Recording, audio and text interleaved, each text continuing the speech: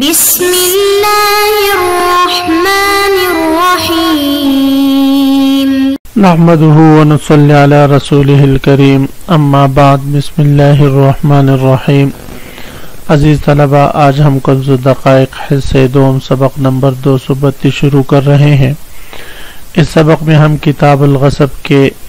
چند اہم مسائل پڑھتے ہیں۔ مسائل کا تعلق اگر غاصب مغصوب منہ کی ملکیت میں تصرف کرے تو اس تصرف کرنے سے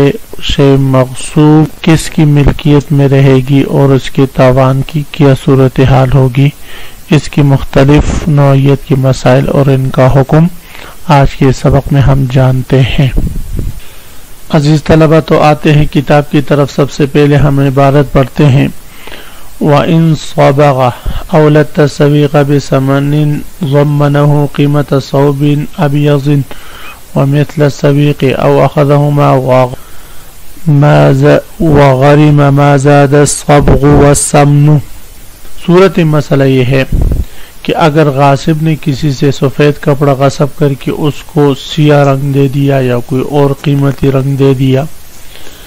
اسی طرح اگر کسی سے سویق کہتے ہیں ستو کو، کسی کا ستو غصب کر کے اس میں اپنا گھی ملا دیا کہ زبردست طاقتور قسم کا کشتہ بنے، اور دیسی گھی ملا دیا جو آج کل 3000 روپے کلو ہے، ضمنہ قیمت صوب ابیض، تو اب مغصوب منہ کے پاس دو آپشن ہیں، چاہے تو اس کو غاصب کو سفید کپڑے کی قیمت کا ضامن بنا دے، اسی طرح خالص ستو کی قیمت کا ضامن بنا دے، اور چاہے تو یہی رنگ شدہ کپڑا اور یہی گھی میں ملا ہوا ستو کا کوشتہ لے لے، لیکن اس صورت میں پھر غاصب کی جو گھی اس میں ملی ہوئی ہے ستو میں، کپڑے کو جو اس نے قیمتی رنگ دیا ہے، ان دونوں کی قیمت یعنی اس زیادتی کی قیمت مغصوب منہ غاصب کو ادا کرے گا۔ دونوں آپشن ہم اس لیے مغصوب منہ کو دے رہے ہیں تاکہ غاصب کا بھی نقصان نہ ہو، مغصوب منہ کا بھی نقصان نہ ہو۔ مغصوب منہ اگر اپنی چیز بعینی ہی لیتا ہے اس زیادتی کے ساتھ تو اس زیادتی کا نقصان غاصب کو دینا پڑے گا، اور اگر وہ غاصب ہی کے پاس چھوڑتا ہے تو اپنے کپڑے کی قیمت لے لے یا اپنے ستو کی قیمت لے لے۔ وَإِن صَبَغَ، اگر اس غاصب نے اس کپڑے کو رنگ کر دیا قیمتی، اولت تسویق بثمن، یا ستو کو گھی میں ملا دیا، ضمنہ قیمت صوبہ، تو مغصوب منہ اس غاصب کو ضامن ٹھہرا دے کپڑے کی قیمت کا یعنی سفید کپڑے کی قیمت کا، وَمِثْلَ السَّوِيقِ، اور اسی طرح ستو کا، او اخذہما، یا دونوں لے لے، وغارمہ، اور مالک تاوان دے دے، ما زیادہ اس زیادتی کا جو زائد ہوا ہے، الصبغ والسمن، یعنی رنگ جو زائد ہوا ہے اور گھی جو زائد اس کے پاس آئی ہے اس کا ضمان ادا کر لے۔ فصل، یہ فصل ہے کتاب الغصب کے متفرق مسائل کے بیان میں۔ عزیز طلبہ، آپ حضرات یہ بارہا سن چکے ہیں کہ جتنے بھی مصنفین حضرات ہیں ان کی یہ عادت ہوتی ہے کہ کتاب کے آخر میں ایک فصل فی المتفرقات یا باب المتفرقات یا مسائل شتہ کے عنوان سے ایک فصل جو ہے وہ ذکر کرتے ہیں جس میں اس کتاب کے متفرق مسائل ذکر کرتے ہیں۔ تو کتاب الغصب کے آخر میں مصنف علیہ الرحمہ نے مسائل منصورہ یا مسائل شتہ کے لیے یہ فصل حسب دستور ذکر کیا ہے۔ اس میں کتاب الغصب کے متفرق مسائل ہیں۔ سب سے پہلا مسئلہ وہ یہ ہے کہ لو غیب المغصوب وضمن قیمتہ ملکہ۔ صورت مسئلہ یہ ہے کہ اگر مغصوب چیز کو لو غیب المغصوب وضمن قیمتہ ملکہ، صورت مسئلہ یہ ہے کہ غاصب نے شے مغصوب کو غائب کر دیا مارکیٹ سے، وضمن قیمتہ، اور اس کی قیمت کا ضامن ٹھہرا، یعنی اس کی قیمت ہم مغصوب منہ کو ادا کر دی تو وہ اس کا مالک ہو جائے گا۔ عزیز طلبہ یہ ضابطہ یاد رکھے کہ اجتماع البدلین فی ملک الواحد لا یجوز، کہ ایک ہی ملکیت میں دو بدلوں کا جمع ہونا یہ جائز نہیں، کہ بدل اور مبدل دونوں ایک ہی ملکیت میں ہو، یہ ٹھیک نہیں۔ جب غاصب اس شے مغصوب کی قیمت مالک کو ادا کر چکا، مغصوب منہ کو ادا کر چکا، تو اب شے مغصوب یہ غاصب کی ملکیت میں آ جائے گی اور وہ بدل وہ مغصوب منہ کی ملکیت میں چلا جائے گا۔ یہ نہیں ہو سکتا کہ مغصوب بھی اس کی ملکیت میں ہو اور بدل بھی اس کی ملکیت میں ہو، یہ ٹھیک نہیں۔ تو یہی مسئلہ ذکر فرما رہے، لو غیب المغصوبہ، اگر غاصب نے مغصوب چیز کو غائب کر دیا، وضمن قیمت ہو، اور اس کی قیمت کا ضامن بن گیا، یعنی اس کی قیمت ادا کر دی،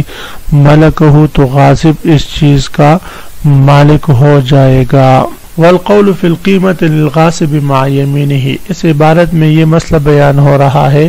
کہ غاصب اور مغصوب منہ اگر دونوں کا اختلاف ہو جائے اس شے مغصوب کی قیمت میں، غاصب کہتے ہیں کہ وہ تو 10,000 روپے کی چیز تھی، مغصوب منہ کہتے ہیں وہ 15,000 روپے کی چیز تھی،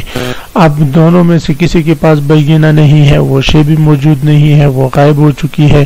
تو فرماتے اس صورت میں غاصب کا قول مع الیمین معتبر ہوگا۔ وجہ یہ ہے کہ جو مغصوب منہ ہے وہ زیادتی کا مدعی ہے اور غاصب اس زیادتی کا منکر ہے، تو قول منکر کا معتبر ہوتا ہے مع الیمین۔ اگر مغصوب منہ نے بینہ پیش کر دیا تو بینہ پھر جو ہے وہ مالک کا معتبر ہوگا، یعنی مغصوب منہ کا معتبر ہوگا، اس لیے کہ اس کا بینہ جو ہے وہ زیادتی کو ثابت کرنے والا ہے۔ والقول فی القیمت للغاصب، اور قیمت میں قول جو ہے وہ غاصب کا معتبر ہے مع یمینہ، یمین کے ساتھ۔ والبینۃ للمالک، اور بینہ جو ہے وہ مالک کا معتبر ہے، لہذا اگر دونوں کے پاس بینہ نہ ہو تو قول مغصوب منہ کا نہیں غاصب کا معتبر ہوگا، اگر دونوں کے پاس بینہ ہے تو بینہ غاصب کا نہیں مغصوب منہ کا معتبر ہوگا۔ فَإِن ظَهَرَ وَقِيمَتُهُ أَكْثَرُ وَقَدْ ضَمَّنَهُ بِقَوْلِ الْمَالِكِ أَوْ بِبَيِّنَةٍ أَوْ بِنُقُولِ الْغَاصِبِ فَهُوَ لِلْغَاصِبِ وَلَا خِيَارَ لِلْمَالِكِ۔ اس عبارت میں یہ مسئلہ بیان ہو رہا ہے کہ دونوں کا اختلاف ہوا، ایک نے 15,000 قیمت بتائی، دوسرے نے 10,000، پھر جو ہے وہ قیمت ادا کر چکا، کون بھئی؟ غاصب قیمت ادا کر چکا مغصوب منہ کو، اس کے بعد وہ چیز سامنے آئی، اب مغصوب منہ نے چھپا لی تھی، اب سامنے کر دیا کہ ویسے بھی اب میں قیمت ادا کر چکا ہوں، یہ میری ہو چکی ہے، تو اب اگر مغصوب منہ کہے کہ یہ چیز مجھے واپس کر دو تو ہم دیکھیں گے کہ اس کی جو قیمت اس نے ادا کی ہے وہ قیمت اس کے برابر ہے یا اس سے کم ہے یا اس سے زائد ہے۔ اگر اس چیز کی قیمت کے برابر ہو یا اس سے زائد ہو تو پھر تو واپسی کا سوال نہیں ہوتا، اور اگر اس سے چیز کی قیمت زائد ہو اور اس نے 10,000 دی اور قیمت اس کی واقعتاً 15,000 ہو تو پھر ہم اس صورت میں دیکھیں گے کہ یہ فیصلہ اگر مالک کی بینہ پر ہوا ہے، ٹھیک ہے، اسی طرح مالک کے قول کے مطابق ہوا ہے، مالک ہی نے 10,000 بتائی اور اس کے مطابق ہوا ہے، اسی طرح یا جو ہے مالک کے پاس بینہ بھی نہیں تھا اور مالک کوئی قول بھی نہیں کر رہا تھا، پھر غاصب کو قسم دے رہا تھا، غاصب نے انکار کر دیا اور اس کے انکار کی وجہ سے مالک کے حق میں فیصلہ ہو جاتا ہے اس کے قول کے مطابق، تو ان تین صورتوں میں اگر فیصلہ ہوا ہے تو پھر اس صورت میں وہ چیز غاصب ہی کی رہے گی اور اب مغصوب منہ اس سے واپس نہیں لے سکتا۔ تو یہی فرما رہے فَإِن ظَهَرَ، اگر شے مغصوب ظاہر ہو گئی، وقیمتہ اکثر، اور ظہور کے بعد اس کی جو قیمت کا پتہ چلا وہ ادا کی ہوئی قیمت سے کئی گنا زیادہ ہے، وقد ضمنہ بقول المالک، اور حال یہ ہو کہ غاصب کو ضامن ٹھہرایا گیا ہو بقول المالک مالک کے قول سے او ببینۃ یا مالک کی بینہ سے او بنقول الغاصب یا غاصب کے قسم سے انکار کرنے کی صورت میں فہو للغاصب تو اس صورت میں وہ شے مغصوب غاصب ہی کی رہے گی ولا خیار للمالکی اور مالک کو کسی قسم کے واپسی کا خیار نہیں ہوگا وَإِن ضَمَّنَهُ بِيَمِينِ الْغَاصِبِ ہاں اگر اس چیز جو ادا کیا وہ قیمت ہے اس قیمت کا فیصلہ غاصب کی یمین کے ساتھ ہوا ہو غاصب نے قسم اٹھائی کہ اس کی قیمت اتنی اسی پر فیصلہ ہو چکا ہو اور غاصب کو ہم نے ضامن ٹھہرایا ہو اس کی یمین کے ساتھ تو فرماتے ہیں اس صورت میں مالک کے پاس دو آپشن ہے چاہے تو اسی ضمان کے اس فیصلے کو برقرار رکھیں اور چاہے تو وہی مغصوب چیز واپس لے لے غاصب سے اور جو قیمت یا بدل اس نے قبضہ کی ہے وہ بدل یا قیمت اس کو واپس کر دے گا وَإِن ضَمَّنَهُ بِيَمِينِ الْغَاصِبِ اگر اس کو ضامن ٹھہرایا ہو غاصب کی یمین کے ساتھ فالمالک یمضی ضمانہ مالک چاہے تو اس ضمان کو جاری رکھے برقرار رکھے او یأخذ المغصوبہ یا مالک چاہے تو اس سے مغصوب کو لے لے وَيَرُدَّ الْعِوَزَ اور جو عوض اس نے لی تھی اس سے پہلے غاصب سے وہ عوض واپس وَإِن بَاعَ الْمَغْصُوبَ فَضَمَّنَهُ الْمَالِكُ نفذ بیعه وَإِنْ حَرَّرَهُ ثُمَّ ضَمَّنَهُ اس عبارت میں جو مسئلہ بیان ہو رہا ہے اس کو سمجھنے سے پہلے یہ ضابطہ یاد رکھے ان الملک الناقص یکفی لنفاذ البیع للعتق کہ ملک ناقص جو ہے وہ بیع کے نفاذ کے لیے تو کافی ہو جاتا ہے لیکن عتق کے نفاذ کے لیے کافی نہیں ہوتا صورت مسئلہ یہ ہے کہ زید نے عمر کا غلام غصب کیا اور عمر کا غلام غصب کرنے کے بعد اس غلام کو زید نے آگے بکر پر بیچ دیا اتنے میں عمر نے آیا اور اس غاصب کو زید کو اس غلام کی قیمت کا ضامن ٹھہرایا تو اس نے قیمت دے دی عمر کو تو آیا اس زید کی جو بے تھی جو اس نے غلام کو بکر پر بیچا تھا اس وقت تک تو اس نے ضمان نہیں دیا تھا ضمان ادا کرنے سے پہلے بیچ دیا تھا تو اب یہ اس وقت اس کی ملکیت تو تھی لیکن ناقص تھی تو آیا یہ بے نافذ ہو جائے گی تو فرماتے ملک ناقص بے کے نفاذ کے لیے کافی ہے ہاں اگر زید نے وہ غلام بیچ دیا بیچنے کے بعد مالک نے اس کو ضامن ٹھہرا دیا اور اس نے ضمان ادا کر دیا تو یہ عتق جو ہے اگر زید نے وہ غلام آزاد کر دیا اور آزادی کے بعد مالک نے اس کو اس غلام کی قیمت کا ضامن ٹھہرا دیا اور اس نے ضمان ادا کر دیا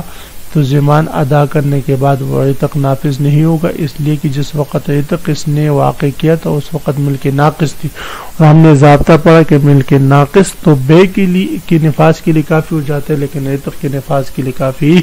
نہیں ہوتا تو فرماتے وَإِن بَاعَ الْمَغْصُوبَ اگر غاصب نے شے مغصوب کو بیچ دیا یعنی مغصوب غلام کو بیچ دیا فَضَمَّنَهُ الْمَالِكُ مالک نے غاصب کو ضامن ٹھہرا دیا نفذ بیعه اور اس نے ضمان ادا کر لیا تو غاصب کی بے نافذ ہو جائے گی وَإِنْ حَرَّرَهُ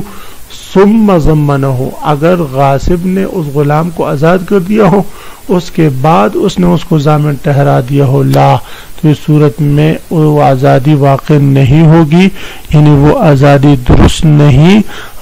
اس لیے کہ ملک ناقص جو ہے وہ عتق کے نفاذ کے لیے کافی نہیں ہوتا تو عزیز طلبہ اسی مسئلے کے ساتھ آج کے سبق کا اختتام ہوا آج کے سبق کا خلاصہ یہ ہے کہ ہم نے کتاب الغصب کا آخری مسئلہ کہ اگر اس میں ایسی زیادتی کر لی کہ اب شے مغصوب سے اس کا الگ ہونا ممکن نہیں تو مغصوب منہ کے پاس دو آپشن چاہے تو اس زیادتی کے ساتھ لے کر اس زیادتی کی قیمت غاصب کو ادا کر دے اور چاہے تو اس چیز کا ضمان لے لے اس سے پھر ہم نے مسائل شتہ شروع کی اور اس میں ہم نے سب سے پہلے پڑھا کہ اگر مغصوب شے غائب ہو جائے تو اس کی قیمت غاصب ادا کرے گا پھر قیمت میں اگر اختلاف ہو جائے تو بینہ مغصوب منہ کا معتبر ہوگا اور قول غاصب کا معتبر ہوگا اس کے بعد پھر ہم نے پڑھا کہ ملک ناقص وہ بے کے نفاذ کے لیے تو کافی ہوتا ہے لیکن عتق کے نفاذ کے لیے کافی نہیں ہوتا. وآخر دعوانا ان الحمد للہ رب العالمین.